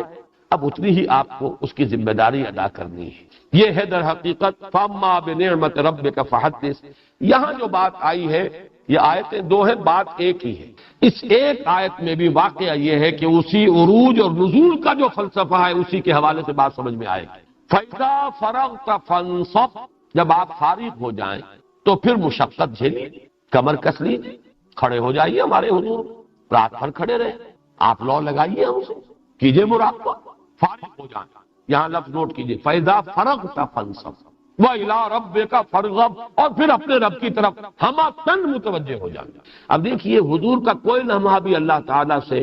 جو ہے جس کو کہا جائے کہ محجوبی میں گزرا ہے تو ناممکن ہے، لیکن یہاں کوئی خاص بات ہے کہ وہ سیر عن اللہ الی اللہ، تبلیغ اور دعوت، وہ نزولی کیفیت، اس میں کچھ نہ کچھ فرق واقع ہوا ہے۔ اس کی انٹینسٹی میں کمی واقع ہوئی ہے، وہی شاخ گزر رہی تھی محمد پر صلی اللہ علیہ وسلم۔ لہذا کہا گیا جب آپ فارغ ہو جائیں تو ہما تن باہما وجوہ، اب اپنے رب کی طرف متوجہ ہو جائیں، راغب ہو جائیں، اسی کی طرف اپنا پورا رخ کر۔ اس کو بھی سمجھ لیجئے کہ اس کے بھی دو درجے ہیں، ایک یہ فراغت جو ہے اور عروج اور نزول روزانہ کا سائیکل بھی تھا کہ جو حضور کی زندگی میں جاری تھا، اور اس کو مولانا روم نے بڑی خوبصورتی سے تشبیہ دی ہے، جو واٹر سائیکل ہے ہماری دنیا میں۔ واٹر سائیکل کیا ہے؟ سمندروں سے بخارات اٹھ رہے ہیں، اور یہ گویا کہ ڈسٹلڈ واٹر ہے، بالکل پاک صاف، ساری امپیورٹیز تو سمندر میں رہ گئی۔ اب تو یہ ڈسٹلڈ واٹر ہے جو جا رہا ہے اوپر بخارات کی شکل میں، ویپرز اوپر جا کر کنڈنس ہوئے، بادل بنے، ہوا بادلوں کو کہیں سے کہیں لے گئی، اب وہاں جا کر وہ بارش بن کر برسے۔ یہ نزول ہو رہا ہے، یہ پانی کا عروج ہو رہا ہے۔ عروج میں پانی نہایت پاک صاف، کوئی امپیورٹی نہیں، بالکل صاف پانی، اور نزول میں وہی پانی فضا کو صاف کرتا ہے، فضا کی آلائشوں کو اپنے اندر جذب کرتا ہے۔ اگر غبار تھا اس کو دھو رہا ہے، درختوں پر غبار تھا ان کو دھو کر وہ غبار اپنے ساتھ لے کر زمین پر آ رہا ہے، پھر زمین کا میل کچیل صاف کر رہا ہے، سارا گند جو ہے وہ نالوں میں سے ہو کر اور دریاؤں میں سے ہو کر پھر سمندر میں پہنچ گئے۔ یہ جو پانی کا عروج اور نزول ہے، اس سے یہ دنیا کا جو نظام ہمارا قائم ہے، سب کو معلوم ہے۔ یہی عروج اور نزول حضور کی زندگی میں روزانہ کا ایک معاملہ۔ رات کو آپ کھڑے ہیں اپنے رب کے حضور میں، تنہائی، تاریکی، سکون، والشمس وضحاها والقمر اذا تلاها والضحى واللیل اذا سجا، رات سکون۔ اب یہاں پر جیسے سورہ مزمل میں آیا تھا، ان ناشئۃ اللیل ہی اشد وطئا واقوم قیلا، کوئی ڈسٹربنس نہیں، کوئی آواز نہیں، کوئی ملاقاتی نہیں، کوئی آ کر کچھ کہنے سننے والا نہیں، پوری یکسوئی اور تنہائی میں یہ عروج ہو رہا ہے، رات کی تاریکی میں، رات کی تنہائی میں، رات کی پرسکون کیفیت، یہ ترفع ہو رہا ہے روح محمدی صلی اللہ علیہ وسلم۔ اور اس کو نوٹ کر لیجئے، دن کے وقت جو طبیعت پر کو ملال آ گئے تھے، یہ بھی تو کثافت ہی ہے۔ آج ولید بن مغیرہ نے کیا کیا میرے ساتھ، کیا کہہ دیا مجھے، طبیعت پر ملال آیا کہ نہیں؟ وَلَقَدْ نَعْلَمُ أَنَّكَ يَضِيقُ صَدْرُكَ بِمَا يَقُولُونَ، رات کے وقت وہ پیوریفائی ہو رہی ہے، وہ کیفیت باطنی جو ہے، ترفع ہو رہا ہے، جیسے کہ بخارات سمندر سے اوپر اٹھ رہے ہیں، بالکل پاک اور صاف۔ دن میں اب نزول ہو رہا ہے، اور یہ نزول کیا ہے؟ کثافتیں گویا کہ لے رہے ہیں محمد صلی اللہ علیہ وسلم۔ جیسے آپ کہتے ہیں، جیسے کبھی بابر نے کہا تھا کہ میں اپنے بیٹے کی بیماری میں لیتا ہوں اور میری عمر جو ہے بیٹے کو لگ جائے ہمایوں کو۔ حضور صلی اللہ علیہ وسلم اپنے اوپر مشقت جھیل رہے ہیں، آپ کے دل میں ملال بھی آ رہا ہے، وَلَقَدْ نَعْلَمُ أَنَّكَ يَضِيقُ صَدْرُكَ بِمَا يَقُولُونَ، لیکن معاشرے کو صاف کر رہے ہیں۔ آج فلاں صاف ہو گیا، آج عثمان ابن عفان آ گئے، ایمان لے آئے، آج فلاں جو ہے اس کو اللہ نے توفیق دے دی، معاشرے کی پیوریفیکیشن ہو رہی ہے۔ البتہ آپ کے اپنے احساسات کے اندر تکدر کچھ ہو گیا ہے، لوگوں کی باتوں سے، لوگوں کے جملوں سے، لوگوں کے تان سے، لوگوں کے طنز سے، پھر رات آئی ہے، پھر کھڑے ہو گئے ہیں، پھر وہ پیوریفیکیشن ہے، پھر وہ بخارات ہے، اوپر کی طرف جا رہے ہیں، پھر وہ عروج ہے۔ یہ عروج اور یہ نزول، یہ گویا کہ 24 گھنٹے کا یہ سائیکل تھا جو محمد الرسول اللہ صلی اللہ علیہ وسلم کی زندگی میں جاری رہا۔ فیضا فرغتا، یعنی دن کی مشقت سے جب آپ فارغ ہو جائیں، ظاہر بات ہے رات کو تو دعوت و تبلیغ وہاں نہیں تھی، یہ تو ہمارے ہاں جو ہے سارا سسٹم بدل گیا، جو راتوں کو ہم بیٹھ کر دعوت و تبلیغ کرتے ہیں، ورنہ اس زمانے میں نہ بجلی تھی نہ روشنیاں تھیں، سارا جو کاروبار ہے دنیا کا وہ بھی، اور ساری جو بھی تعلیم ہے اور تبلیغ ہے، تذکیر ہے، وہ بھی سب دن میں۔ رات کا وہ وقت پرسکون، یہ عروج اور یہ نزول، فَإِذَا فَرَغْتَ فَانْصَبْ وَإِلَىٰ رَبِّكَ فَارْغَب۔ اور دن میں اسی عروج اور نزول کی طرف سورہ مزمل اور سورہ مدثر رہنمائی کرتے ہیں۔ رات کا عروج، یا ایھا المزمل قم اللیل الا قلیلا نصفہ وانقص منہ قلیلا او زد علیہ ورتل القرآن ترتیلا انا سنلقی علیک قولا ثقیلا ان ناشئۃ اللیل ہی اشد وطئا واقوم قیلا ان لک فی النہار سبحا طویلا۔ دن کے وقت تو بڑی مشقت ہے، آپ کی بھاگ دوڑ ہے، خلق خدا سے رابطہ قائم کرنا ہے، کہیں چوک میں کھڑے ہو کر دعوت دینی ہے، کہیں کسی کے گھر پر جا کر دستک دینی ہے، کسی نے کوئی جلا کٹا جملہ کہہ دینا ہے، کسی نے کچھ اور سنا دینا ہے۔ طائف میں تینوں سے جا کر ملاقات کی اور تینوں نے ایسے تلخ جملے کہے۔ واقعہ یہ ہے کہ جگر سے پار ہو جانے والے تیر کے مانند وہ جملے تھے، سنیں لیکن دن کے وقت جو ہے وہ جھومنا ہے، رات کو کھڑے رہا کرو۔ اور نزول جو ہے وہ سورہ مدثر میں، یا ایھا المدثر قم فانذر وربک فکبر۔ اب یہ جو آپ کو انذار اور تکبیر رب کے فرائض پر انجام دینے ہیں، یہ دن کے وقت ہے۔ تو ایک تو یوں سمجھیے ڈائرنل یہ ویریشن ہے، عروج اور نزول مسلسل، اس پر بھی اس کا اطلاق ہوگا۔ فَإِذَا فَرَغْتَ فَانصَبْ وَإِلَىٰ رَبِّكَ فَارْغَب۔ جب آپ اس دعوت و تبلیغ فرائض رسالت کی ادائیگی سے جب آپ رات کو فارغ ہو جائیں تو پھر کمر کس لیجیے، بجائے اب آرام کرنے کے اب ذرا کمر کس کے کھڑے ہو جائیے اور اپنے رب کی طرف ہماتن متوجہ ہو جائیے۔ فَإِذَا فَرَغْتَ فَانصَبْ وَإِلَىٰ رَبِّكَ فَارْغَب۔ اور ایک ہے آپ کی پوری زندگی کے اعتبار سے ان آیات کا مفہوم، پوری زندگی جب تکبیر رب بھی آپ کے سامنے ہو، صرف انذار نہیں، تکبیر رب۔ اے نبی، آپ کو اللہ کی کبریائی کا نظام قائم کرنا ہے، اللہ کے دین کو غالب کرنا ہے۔ جب یہ غلبہ دین کی وہ مقصد یا منزل جو ہے وہ آ گئی، مقصد پورا ہو گیا۔ اذا جاء نصر اللہ والفتح ورأیت الناس يدخلون فی دین اللہ افواجا فسبح بحمد ربک واستغفر انہ کان توابا۔ میں نے عرض کیا تھا کہ یہ دونوں صورتیں، سورۃ الکوثر اس کا تعلق ہے انا رفعنا لک ذکرک سے، اور سورۃ النصر اس کا تعلق ہے فَإِذَا فَرَغْتَ فَانصَبْ سے۔ فراغت ایک تو روزانہ شام کو فراغت ہوتی تھی محمد کو صلی اللہ علیہ وسلم، اپنے روزانہ کی دعوت اور تبلیغ کے جو بھی مشاغل تھے ان سے، اور ایک فراغت ہوئی ہے جب حیات دنیاوی کی شام آ گئی، اور جب کہ آپ صلی اللہ علیہ وسلم نے دیکھا کہ میرا وہ فرض منصبی جو مجھے بنفس نفیس پورا کرنا تھا، ادا کرنا تھا، وہ ہو گیا۔ اذا جاء نصر اللہ والفتح ورأیت الناس يدخلون فی دین اللہ افواجا، یہ ہے فَإِذَا فَرَغْتَ فَانصَبْ وَإِلَىٰ رَبِّكَ فَارْغَب۔ اے نبی، اس وقت تک تو آپ کو جھیلنی ہے یہ مشقت، یہ ہم سے لو لگانے میں اگر کوئی کمی محسوس ہو جاتی ہے دن میں،